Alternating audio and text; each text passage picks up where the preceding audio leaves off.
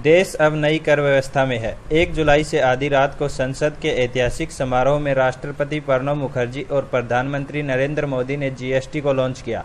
PM Modi ने इसे good and simple tax का नाम दिया तो राष्ट्रपति प्रणब मुखर्जी ने इसे भारतीय लोकतंत्र का प्रतीक बताया। जीएसटी को कर क्रांति और आर्थिक क्रांति बताया जा रहा है। नजर डालते हैं जीएसटी से जुड़े कुछ तथ्यों पर। जीएसटी यानी गुड्स एंड सर्विसेज टैक्स की शुरुआत के साथ ही भारत दुनिया के उन कुछ गिने चुने देशों में शामिल हो गया जिनमें राष्ट्रीय स्तर पर एक बिक्री कर लागू है।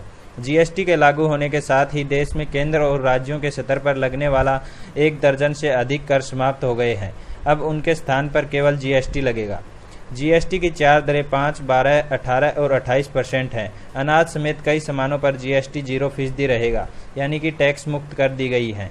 वित्त मंत्री अरुण जेटली ने कहा कि जीएसटी से एक कर, एक बाजार और एक राष्ट्र का सपना पूरा हुआ है। जेटली ने कहा है कि भारत में अब केंद्र और राज्य सरकारें मिलकर साझी समृद्धि के साथ काम करेंगे। जीएसटी को आज़ादी के बाद देश का सबसे बड़ा कर सुधार माना जा रहा है। इसे आर्थिक क्रांति का नाम दिया जा रहा है।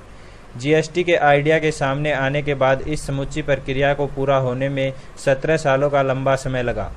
जीएसटी से वर्तमान बहुस्तरीय कर व्यवस्था समाप्त होगी और कर के ऊपर लगने वाले माल की लागत पर बढ़ने वाला बोझ भी समाप्त होगा। जीएसटी लागू होने के साथ ही 31 राज्य एवं केंद्र शासित प्रदेश एक साथ जुड़ गए हैं।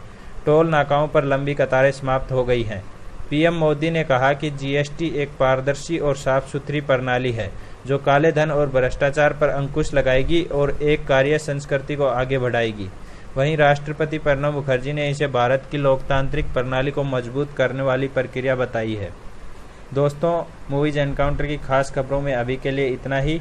और भी लेटेस्ट न्यूज़ जानने के लिए चैनल को अभी सब्सक्राइब करें और वीडियो को ज़्यादा से ज़्यादा शेयर करें।